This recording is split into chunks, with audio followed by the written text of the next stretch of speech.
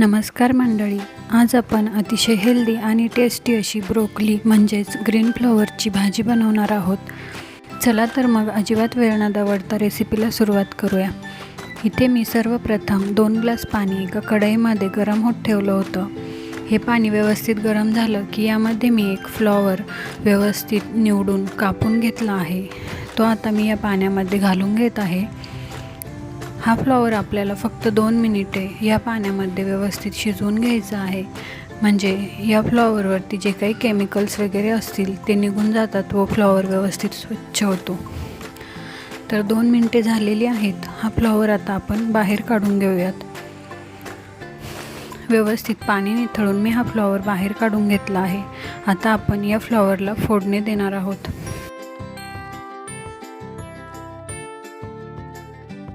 तर फोडणी देण्याकरता मी परत एक कढई गरम करून घेतली आहे। त्यामध्ये 2 चमचे तेल मी घालून घेतलं आहे। त्यानंतर इथे एक बारीक चिरलेला कांदा आपल्याला व्यवस्थित कलर चेंज होईपर्यंत परतून घ्यायचा आहे। तर इथे कांदा व्यवस्थित परतला गेला की यामध्ये एक बारीक चिरलेला टोमॅटो घालून तो देखील व्यवस्थित परतून घ्यायचा आहे। कांदा टोमॅटो आपला व्यवस्थित परतला गेला आहे। आता यामध्ये मी अर्धा चमचा जिरे, पाव चमचा हळद व 1 चमचा लाल तिखट घालून घेतला आहे। हे सर्व आता आपल्याला व्यवस्थित मिक्स करून घ्यायचं आहे। व्यवस्थित मिक्स झालं की आता मी यामध्ये आपला स्वच्छ केलेला फ्लॉवर घालून घेत आहे।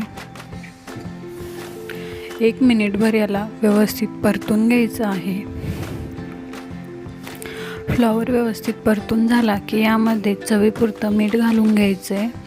मीठ घालून व्यवस्थित मिक्स करायचं आहे। 2-3 मिनिटे मंद गॅसवर याला असंच शिजून घ्यायचं आहे। या फ्लॉवरला 2-3 मिनिटे व्यवस्थित परतून घ्यायचं आहे। परतून झाला त्यानंतर मी इथे यात 2 चमचे शेंगदाण्याचा कूट घालून घेतला आहे। तुम्ही शेंगदाण्याचा कूट नाही घातला तरी देखील चालेल। आणि आता यावर झाकण ठेवून अगदी 3 ते 4 मिनिटे मंद गॅसवर याला आपल्याला शिजवून घ्यायचं आहे। तर 4 मिनिटात आपली फ्लॉवरची भाजी बनून तयार आहे। खायला अतिशय टेस्टी लागते आणि तितकीच पौष्टिक देखील आहे। तेव्हा तुम्ही ही रेसिपी एकदा तरी नक्की ट्राय करा। तुम्हाला ही रेसिपी आवडली असेल तर व्हिडिओला लाईक आणि चॅनलला सबस्क्राईब करायला अजिबात विसरू नका। धन्यवाद।